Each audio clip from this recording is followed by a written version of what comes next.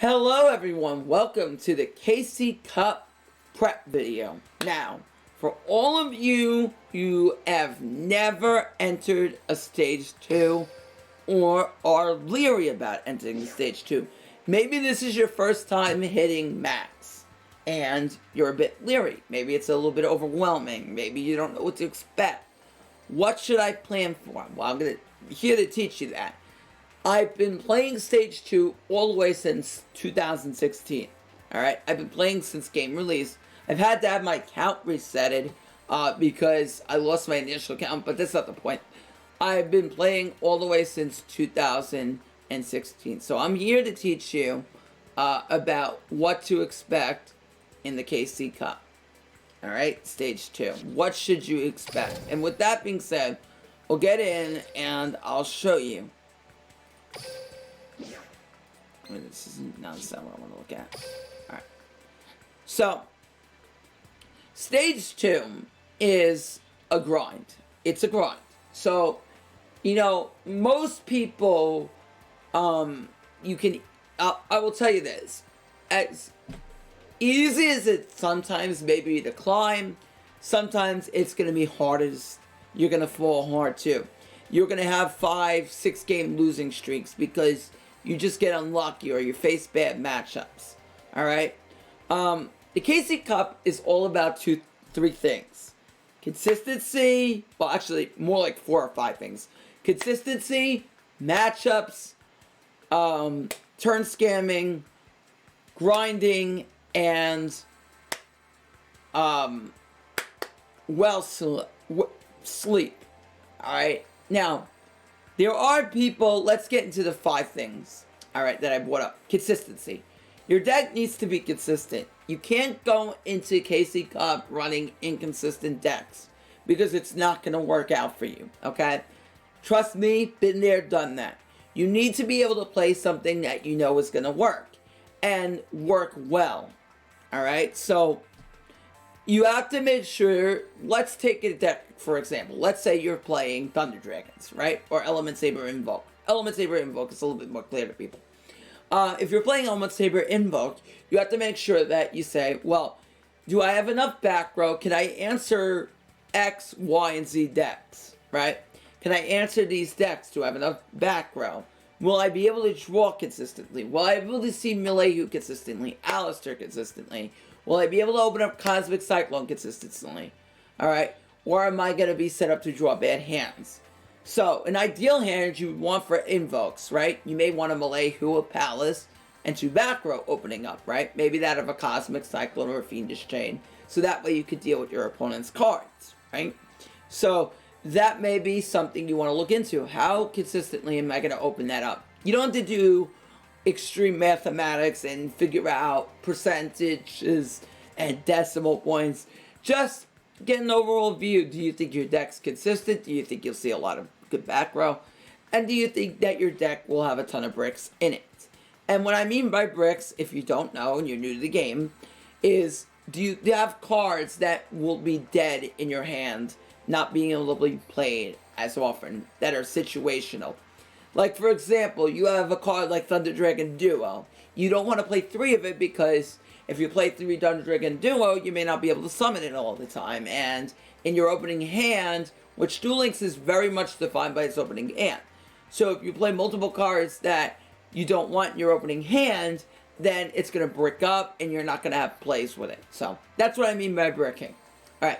Second is, what do I want to bring up? Oh, yes. Matchups. Matchups are very important.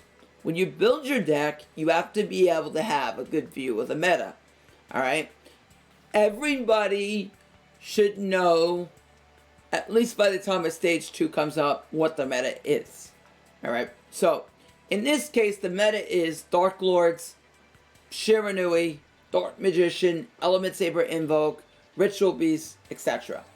Maybe you could throw Thunder Dragons in there, Cyber Dragons, right along there. I would play against Cyber Dragons too. Make sure you have counters for them. But that's generally what the meta is at this point. Alright? So make sure you are countering these decks. Do you have answers for the decks, for example? How are you going to beat Dark Lords? How are you going to play around Sanctified Dark Lord, right? Because it can negate your effects. How are you going to deal with their Dark Lord monsters? Remember, deck counter is not an option against them because they'll just keep recycling their resources and keep putting pressure on you and eventually deck you out. Alright? So you got to make sure that you know against Dark Lords what you're doing. You know? Or Element Saber Invoke. Do you have an answer for Alistair? How are you going to beat Purgatrio? Is your deck vulnerable to Purgatrio? So, for example, if you're playing Shiranui, you may not want to throw as many cards in the graveyard early turn if you don't have an answer for it. So, like, that really applies if you're playing like a 20-25 card standard build without the Grass is Greener. If you're playing Grass is Greener, make sure you have an answer in the graveyard, right? So, if you have an answer in the graveyard like Burgeoning Whirlflame, then maybe you will.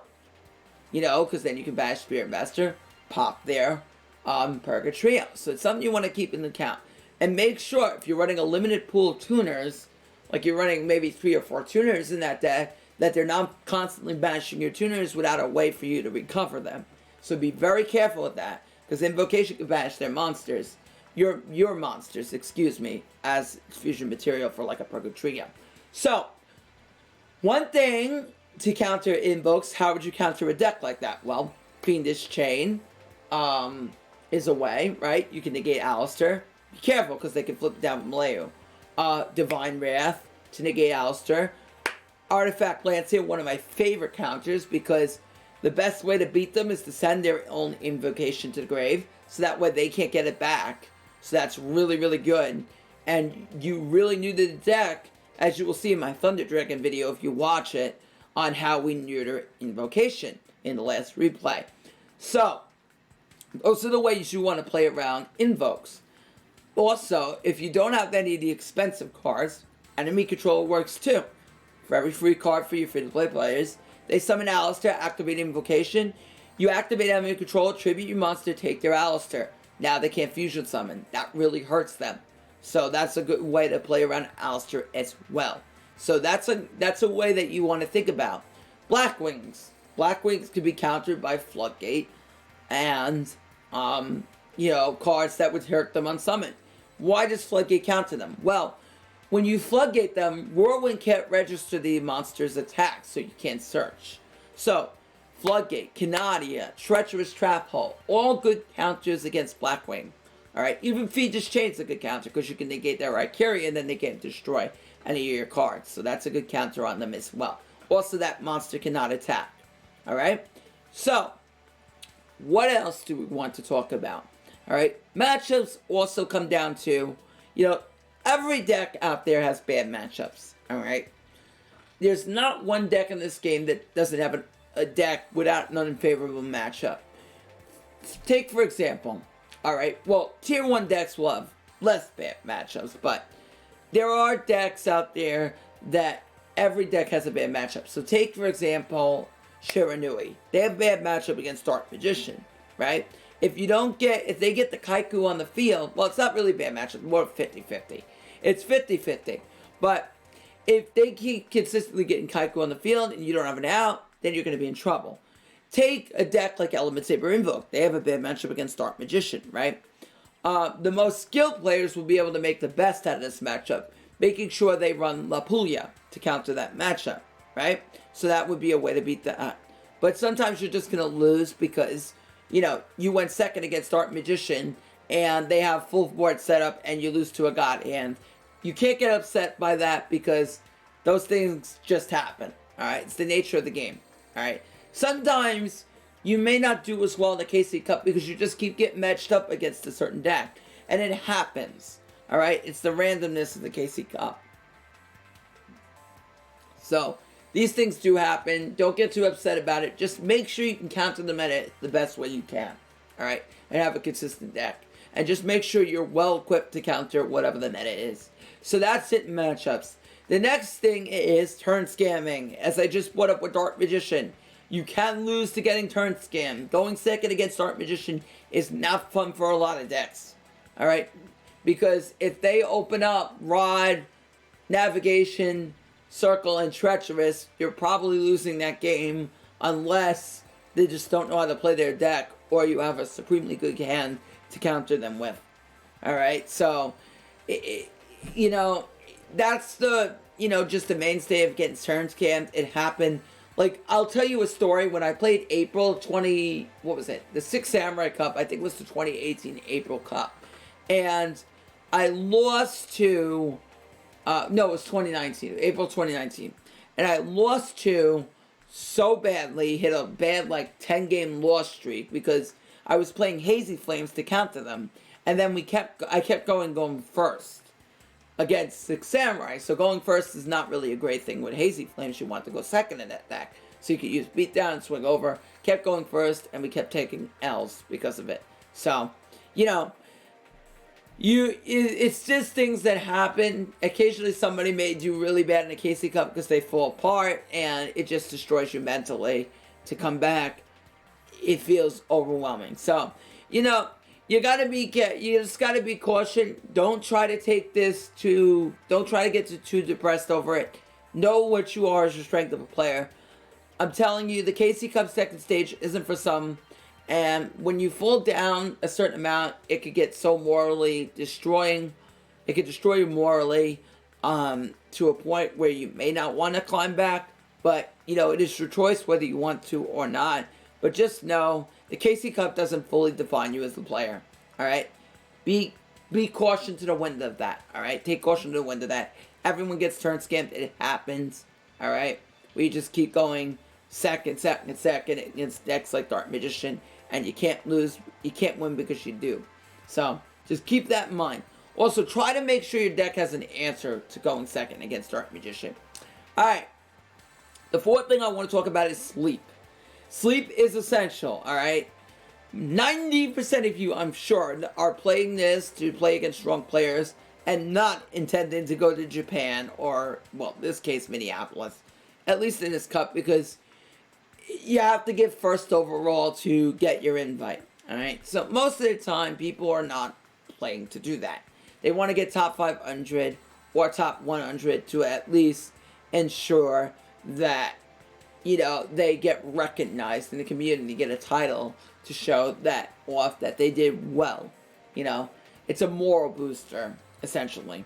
Alright? So, that's something I want to talk about. Assuming you're not going to Japan and playing this game for nearly 72 straight hours, you want to make sure that you are sleeping. And get good sleep and eat well. Remember, health is the most important thing for you. You got to make sure you maintain your health, and not only your mental health but your physical health. Make sure you are, eating a good meal in between like 6-hour intervals, sleeping for at least 6 hours because you need that sleep. You need to be able to wake up and have energy. If you keep going beyond your limit, you're not going to play well, and it's going to really reflect on your gameplay, I'm telling you. Alright, I don't know how some people do it for 72 hours and not misplay, but, these things happen. Make sure it doesn't affect your health. Make sure you are sleeping. Alright, and the last thing I want to talk about mainly is rankings. Alright, and how I feel do points translate to how good you did. Alright, now, this isn't fully the case because sometimes people can get a good win rate, not play as much because they're busy, and then get reflected on that, and that shouldn't be the case. Alright, or someone could just have a bad time. Generally, my opinion is once you get 30k or above, that's really good. Alright, because most people, especially for the time you're playing, because most people are not playing the game for 72 straight hours, let's be real. Most people jump on to play this game for 18 hours, get their 50 gems and be happy with their life and get to that point, pinnacle. If you get 30k or above, that's really good. Because that really reflects on you being an elite player. Alright, that means you do have a good knowledge of the meta. Alright, you're at least a good player in my mind if you're getting 30k and doing well. 20k is decent. It's a decent job. Especially when you're going against a lot of top talent. You've never been there. 20k is a great milestone to get if you've never played a KC Cup before and you just feel overwhelmed by the time you hit 20k. You could stop at that milestone. That's a good milestone. 10k is and 5K is not so great. But again, I don't like to do this because, it has a lot of variables in it, but that's my recognition on what, a good score would be. Anything over 40K is just plain amazing. At that point, that's really fantastic. But, getting 30K, you should be very proud of yourself. You had a good KC Cup. Especially at that point, if you start feeling your health starting to diminish, make sure you do what you need to do to take health precautions. But that's my recommendations there on tips. Now, as far as what to play, my top decks are Dark Magician, Shiranui, Invoked, Ellie Invoked, Black Wings. What else can you play? That would be really good. Ritual Beasts, Cyber Dragons, those decks. Focus on them. Thunder Dragons are also really good, but you have to master the deck. It's going to take time. Same with Ritual Beasts. They take a lot of time. Six Samurai could be a very underrated deck. So could Subterrace. I think Subterrace will shock a lot of people. They might show up. Then you may get the occasional player entering with a Vendra deck, but, that happens. Or Ichiki or whatever. That happens in any random situation. But, that's what I'd be looking out for in the KC Cup. Really make sure you have good counters to Invoke and Dark Magician, because I think that's the majority of people are going to play. Super Every Samurai are also a very good deck for the Cup, but you got to master deck. Make sure you have a great grip on the deck before you enter the second stage with it. So, Triamids, very underrated, but I think very few people are going to play it. Anyway, that's basically my KC Cup video. Guys, don't stress too much over it, please. If you have a bad point, don't stress too much over the KC Cup. Alright? If you do really bad one KC Cup, nobody's going to think you're a terrible player. Alright? Your credibility can come from other places. Like, if you want to get involved and get some credibility, enter some tournaments. If you start winning tournaments, obviously people are going to be able to see that you're a good player. KC Cup can get very tilty and it can get very draining. So, it's a big grind. Like I said, just do the best you can and try and have fun with it. Alright? Tilt Betray is getting ready to sign.